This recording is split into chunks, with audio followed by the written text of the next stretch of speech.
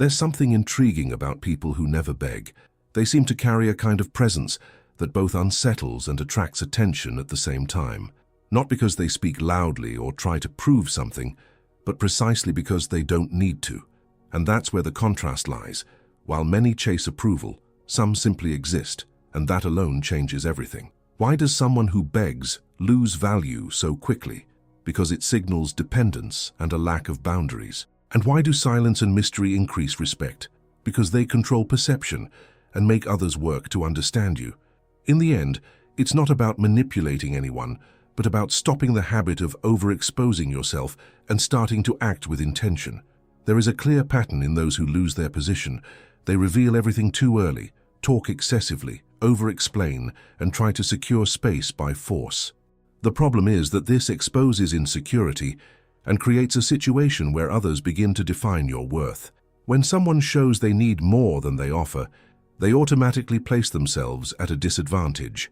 The world responds to signals, and desperation is one of the most damaging because it opens the door to disrespect, testing, and even indifference.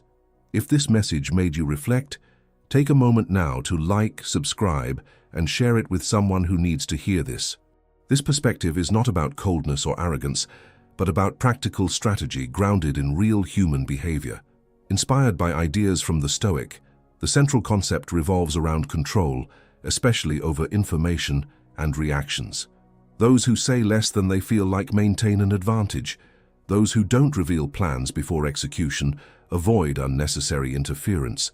And those who stop constantly justifying themselves demonstrate confidence. Information works like currency. The more you distribute it carelessly, the less valuable it becomes. Another essential point is understanding what truly defines power. It's not aggression or forced superiority. Real power lies in having options. That comes from three pillars: competence, which delivers results, self-control, which prevents impulsive decisions, and reputation, which builds consistency and trust. When these elements align, you stop depending on external validation and begin to act with natural firmness. In communication, small adjustments create major shifts. Replacing long explanations with clear decisions completely changes how you are perceived. Short, direct responses without anxiety convey presence. In addition, learning to use silence as a tool prevents unnecessary friction and creates space for others to position themselves, not you. In personal relationships, this becomes even more evident. Insisting, demanding excessive attention, or begging for reciprocity breaks any balance. The strongest stance is simple: show interest without losing your dignity. At work, the same principle applies. Instead of asking for recognition, presenting results clearly has far more impact.